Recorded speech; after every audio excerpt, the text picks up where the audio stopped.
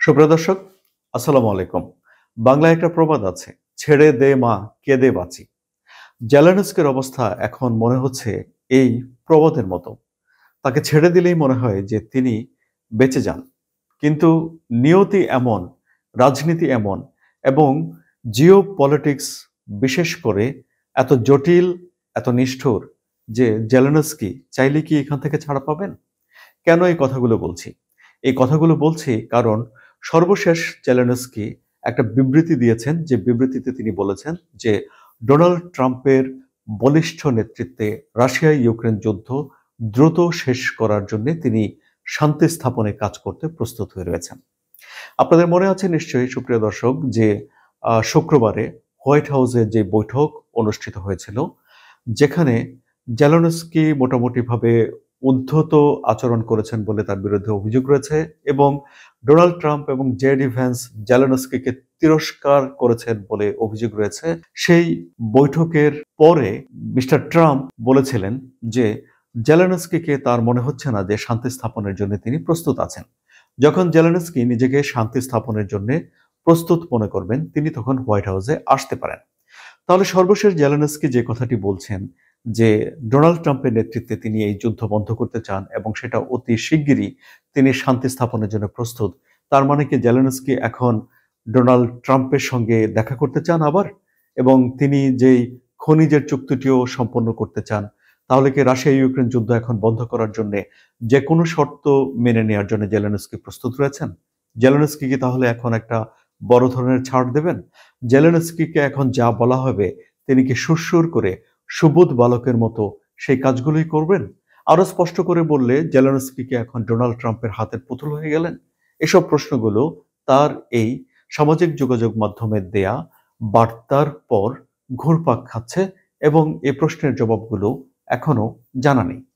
কোন পরিস্থিতিতে জেলেনস্কিকে আমরা এমন নরম সরম রূপে দেখলাম?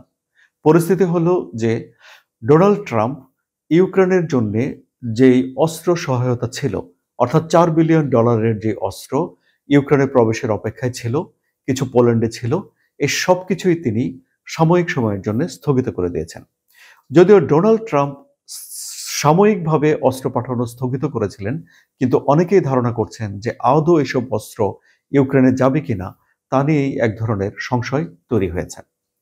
এমন একটা সময়ে যখন ইউরোপ একটা জোট গঠন করার চেষ্টা করছে ইউক্রেনকে প্রোটেক্ট করার জন্যে, রক্ষা করার জন্যে, এবং যেই জোটে যুক্তরাষ্ট্রকে রাখার চেষ্টা করবে ইউরোপ, কিন্তু যুক্তরাষ্ট্র থাকবে কিনা এ বিষয় নিয়ে কোনো স্পষ্ট বিবৃতি আমরা পাইনি।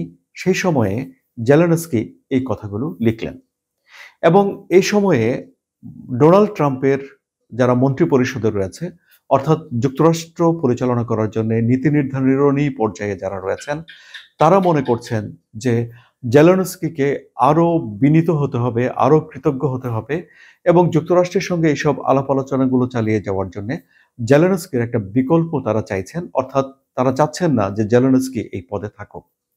তাহলে কি এখন জেলেনস্কির সামনে তার নিজের পদ হারানো, তার দেশ হারানো, সবকিছু হারানোর একটা ঝুঁকি তৈরি হয়েছে? পশ্চিমের কিছু গণমাধ্যমে বলা হচ্ছে যে যুক্তরাষ্ট্র এমন এক জাতির নেতার সঙ্গে এই ক্ষমতা দেখাচ্ছে যে গত ৩ বছর ধরে নিজের অস্তিত্ব রক্ষা করার লড়াইয়ে রয়েছে।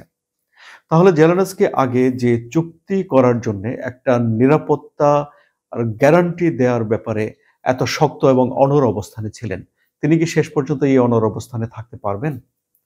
এখন অবস্থার দৃষ্টি মনে হচ্ছে যে জেলেনস্কির আসলে চারদিক থেকে তিনি ভীষণ চাপে পড়েছেন এবং তার অবস্থা মনে হচ্ছে ছেড়ে দে মা কেঁদে বাঁচির প্রবাদের ভেতর দিয়ে একজন মানুষের যে অসহায় অবস্থা কথা বলা হয়, তার অবস্থা অনেকটা সেরকম হয়ে গেছে বলেই অনেকে মনে করছেন।